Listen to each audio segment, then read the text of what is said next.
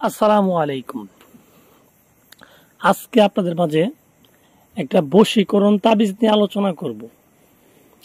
বশীকরণ তাবিজ বলতে যে তাবিজগুলোর মাধ্যমে মানুষকে বাধ্য করা যায়, মানে বশ করা যায়, সেগুলাকে বশীকরণ তাবিজ বলে। যেমন ধরেন, আপনার স্বামী আপনার অবাধ্য, আপনার কথা শোনে না, তো তার জন্য যদি আপনি এই তাবিজটা করেন, তাহলে সেই স্বামী আপনার কথা শুনবে বা আপনার সাথে ভালো আচরণ করবে। তা এটাকেই বলে বশীকরণ তাবিজ। এটা বিভিন্ন ক্ষেত্রে করা যায়। যেমন আপনার একটা লোকের সাথে মেলাদিন থেকে সম্পর্ক আছে, অনেকদিন থেকে, তো এখন আর সেই সম্পর্কটা টিকতেছে না বা সম্পর্ক নষ্ট হয়ে গেছে। তো আপনি তার সাথে যদি পুনরায় আবার সম্পর্ক করতে চান আগের মতো, যে আপনি চাচ্ছেন সে নিজে থেকে আপনার কাছে আসুক, আপনার কাছে মাপ চাক বা আপনার প্রতি তার একটা ভক্ত হয়ে যাক গিয়া, তো এরকম কিন্তু এই তাবিজগুলো দিয়ে করা যাবে। এটা বিবাহিত অবিবাহিত সকলের ক্ষেত্রে করা যাবে, যে কোনো বয়সের মানুষের ক্ষেত্রে কিন্তু এগুলো করা যাবে। তো ভিউয়ার্স, এটা হচ্ছে একটা কুফরি বশীকরণ তাবিজ। আর কুফরি বশীকরণ তাবিজের একটা ক্ষমতা হচ্ছে, আলাদা ক্ষমতা হচ্ছে, এটা যে কোনো জায়গা থেকে করা যাবে, দূরে অথবা কাছে, যে কোনো জায়গা থেকে কিন্তু করা যাবে। তো ভিউয়ার্স, যারা এরকম সমস্যায় আছেন যে আপনার স্ত্রী আপনার কথা শোনে না, আপনার অবাধ্য, অন্য জায়গায় পরক্রিয়া করে, তো আপনি যদি আপনার স্ত্রীর জন্য করেন এটা, তাহলে আপনার স্ত্রী পরক্রিয়া ত্যাগ করবে এবং আপনার কাছে চলে আসবে। সে যদি আপনার সাথে রাগারাগি করে যদি দূরেও চলে যায়, তার যদি করেন আপনি, তাহলে সে দূর থেকে ফিরে আসবে।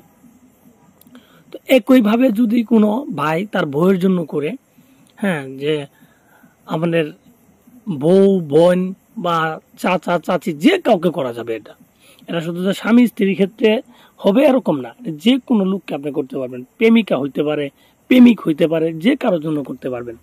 কারণ এটা কুফরি তাবিজ, এটা এখানে কোনো শর্ত নাই, এটা যে কারোর জন্য করা যাবে। তো ভিউয়ার্স, যারা করতে চান এবং এরকম সমস্যার জন্য অনেকেই বিভিন্ন কবিরাজের কাছেও গেছেন বা অনেক তান্ত্রিকের কাছে গেছেন, কিন্তু তারা কাজ করে দিতে পারে নাই, আপনার কাছ থেকে বিভিন্নভাবে টাকা পয়সা নিচ্ছে, বলে শরীর বন্ধ, হেই বন্ধ, বিভিন্ন সমস্যা বলে আর কি। তো আমি বলি আসলে এগুলো কোনো কিছুই নেই। কুফরি তাবিজ করলে শরীর বন্ধ থাক, রাশি সমস্যা থাক, এগুলো কোনো বিষয়ই নেই। এগুলো হচ্ছে এক ধরনের বাহানা।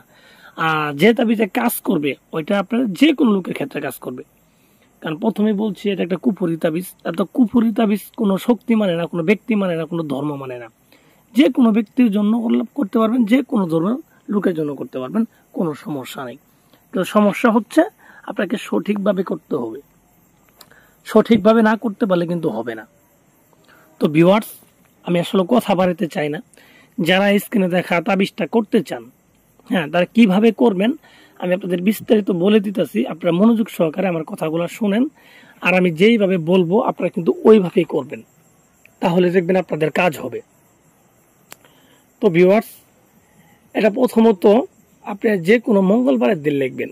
মঙ্গলবারের দিন সন্ধ্যার পরে, মাগরিবের পরে একটা কবরস্থানে গিয়ে কবরস্থানের এক কোনায় বসবেন। ঠিক আছে, দক্ষিণ দিকের কোনায় বসবেন। বসার পরে আপনি একটা সাদা কাপড় বিছিয়ে সামনে মোমবাতি আগরবাতি ধরায়, ঠিক আছে, গোলাপ জল ছিটায় বসবেন। নিজের শরীরে সুগন্ধি আতর লাগায় বসবেন। বসার সময় তাবিজটা লেখা শুরু করবেন। তাবিজটা লিখবেন একটা সাদা কাপড়ের উপরে গোলাপ জল আর মেশক জাফরান মিশ্রিত করে একটা কালি বানায়। তো স্ক্রিনে যেভাবে লেখা আছে তাবিজটা, ঠিক সেইভাবে আপনার তাবিজটা লিখবেন। এবং অবশ্যই লেখার সময় মুখের মধ্যে আপনি মিষ্টি জাতীয় কোনো কিছু দিয়ে রাখবেন বা মধু দিয়ে, তারপরে তাবিজটা লিখবেন। আর যার জন্য লিখবেন অবশ্যই তার কথা মনে মনে ভেবে তারপরে তাবিজটা লিখবেন। তো এইভাবে তাবিজটা লেখা কমপ্লিট হইলে দুইটা তাবিজ লিখবেন একইভাবে।